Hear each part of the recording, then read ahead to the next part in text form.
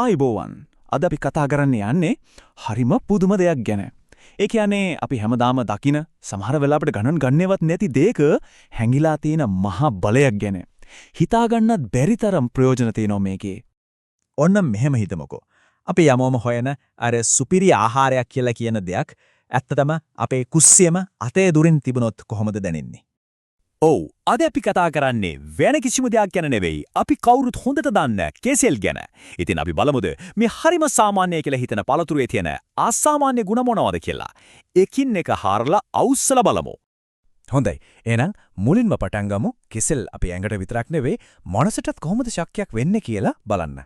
දවල් 12 විතර වෙනකොට එමත් හවස 3-4 වෙනකොට ඇඟට පොඩි මහන්සියක් නිදිමතක් වගේ එනවනේ නේද? හැමෝටම වගේ ඕක වෙන දෙයක්. ඉතින් අන්න ඒ වගේ වෙලාවකට කෘත්‍රිම සීනි දාපු බීමක් බොනවට වගා කෙසෙල් ගෙඩියක් කෑවොත් ඒක නියම ස්වභාවික එනර්ජි බූස්ටර් එකක්. මොකද ඒකේ තියෙන ෆ්‍රුක්ටෝස්, ග්ලූකෝස් වගේ ස්වභාවික සීනි වර්ග. මේවයින් වෙන්නේ එකපාරටම ශක්තිය දීලා පල්ලෙහාට බහින්නේ නැතුව හිමින් ඒත් ස්ථාවරව එඟට ශක්තිය දෙන එක. හරි ශක්තිය විතරක් නෙවෙයි කෙසෙල් වලින් අපේ මානසික සෞඛ්‍යයටත් පුදුම බලපෑමක් කරන්න පුළුවන්.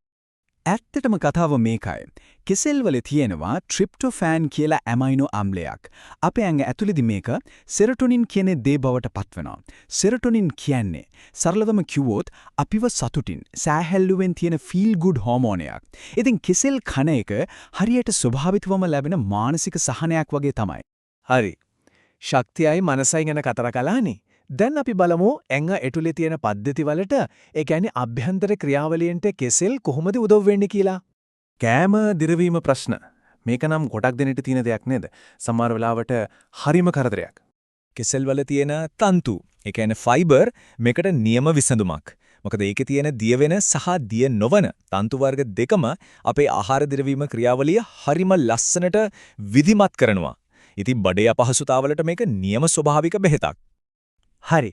ආහාර දිරවීමට වගේම තවත් වැදගත් දෙයක් තමයි අපේ ලේවල සෞඛ්‍ය. ඒකටත් කෙසෙල් උදව් වෙනවා. අපි බලමු හිමොග්ලොබින් ගැන. හිමොග්ලොබින් කියන්නේ අපේ ඇඟ පුරාම ඔක්සිජන් අරන් යන වාහනය වගේ. ඒක නැතුවම බෑ.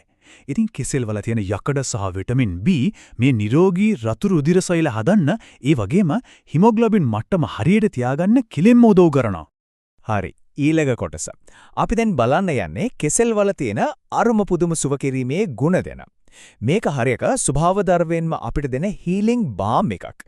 ඒ කියන්නේ සුව කිරීමේ ආලේපනයක් වගේ. පුවේ දෙවිල්ල. අර හાર્ට්බර්න් කියන්නේ හරිම අපහසු දෙයක් නේද? ඒත් මේකට හරිම සරල ස්වභාවික විසඳුමක් තියෙනවා කිව්වොත් පිළිගන්නවද? ඔව් කෙසෙල් කියන්නේ ස්වභාවික ඇන්ටැසිඩ් එකක්. ඒ කියන්නේ ආමාශයේ තියෙන අම්ල ගතිය අඩු කරන දෙයක්.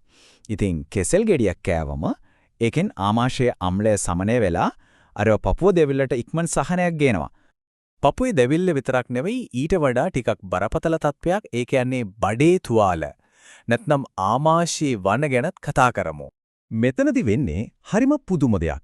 කෙසෙල් කෑවම ඒකෙන් ආමාශයේ බිත්ති වටේට ආරක්ෂිත පටලයක් වගේ දෙයක් හැදෙනවා.